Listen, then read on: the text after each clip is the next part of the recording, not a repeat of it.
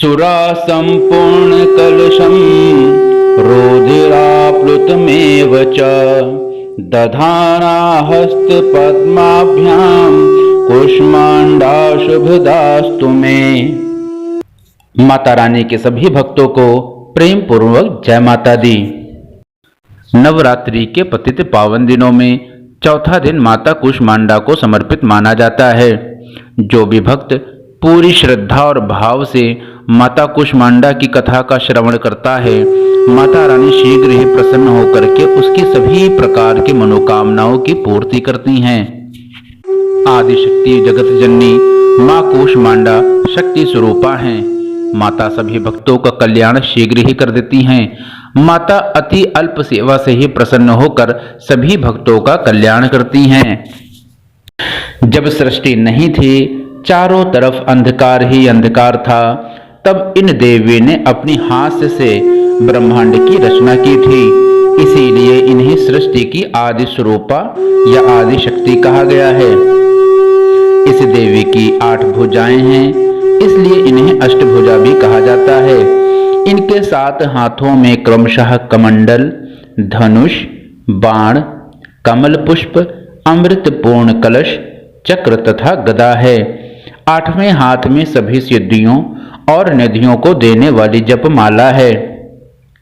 इस देवी का वाहन सिंह है और इन्हें कुम्हड़े की बलि प्रिय है। संस्कृति में कुम्हड़े को कुष्मांड कहते हैं, इसीलिए इन देवी को कुष्मांडा कहा जाता है। इन देवी का वास सूर्य मंडल के भीतर लोक में है। सूर्य लोक में रहने की शक्ति क्षमता केवल इन्हीं में है। इसीलिए इनके शरीर की कांति और प्रभा सूर्य की भांति दैदीप्यमान है। इनके ही तेज से 10 दिशाएं आलोकित हैं। ब्रह्मांड की सभी वस्तुओं और प्राणियों में इन्हीं का तेज व्याप्त है। अचंचल और पवित्र मन से नवरात्रि के चौथे दिन इन देवी की पूजा आराधना करना चाहिए।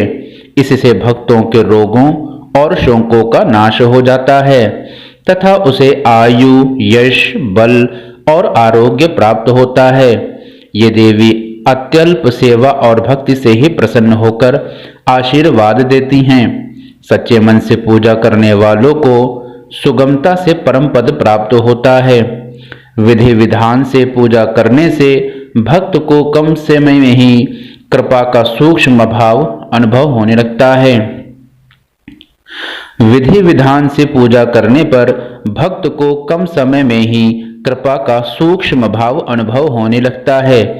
ये देवी आधियों और व्याधियों से मुक्त करती हैं और सुख समृद्धि और उन्नति प्रदान करती हैं। अंततः देवी की उपासना में भक्तों को सदैव तत्पर रहना चाहिए। माता रानी के सभी भक्तों को प्रेम पूर्वक जय माता दी।